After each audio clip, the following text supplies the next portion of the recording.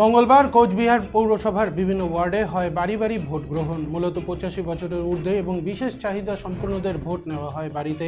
কেন্দ্রীয় বাহিনীর উপস্থিতিতে হয় এই ভোট গ্রহণ।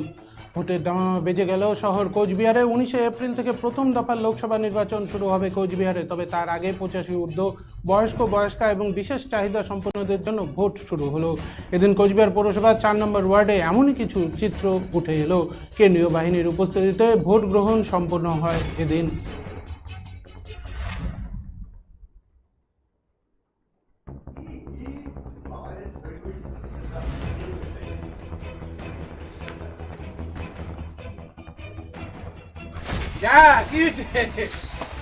ভোটের দামামা যেন শুরু হয়ে গিয়েছে শহর কোচবিহার তথা বিভিন্ন এলাকাতে। ইতিমধ্যে পোস্টাল ভোট অর্থাৎ 85 বছর ঊর্ধ্বে যারা রয়েছেন বয়স্করা এবং যারা বিশেষ চাহিদা সম্পন্ন ব্যক্তি রয়েছেন উদ্দেশ্যে কিন্তু আজ থেকে ভোট শুরু হয়ে গেল শহর কোচবিহারে কেন্দ্রিক। এই মুহূর্তে যেখানে দাঁড়িয়ে রয়েছে সেখানে কিন্তু ভোট গ্রহণ পর্ব চললো, অর্থাৎ এক কথায় বলাই বাহুল্য ভোটের দামামা কিন্তু ইতিমধ্যে বেজে গিয়েছে সারা বাংলা জুড়ে এবং লোকসভা নির্বাচনের তুঙ্গে প্রস্তুতি জোরদার প্রচার চলছে চারিদিকে এবং সেই জায়গায় দাঁড়িয়ে আজ থেকে পোস্টাল ভোট শুরু হয়ে গেল বিভিন্ন জায়গায় তৎসম কোচবিহারে এবং আগামীকাল একই রকমভাবে চলবে এবং আগামী 19 এপ্রিল থেকে শুরু হচ্ছে প্রথম দফার ভোট।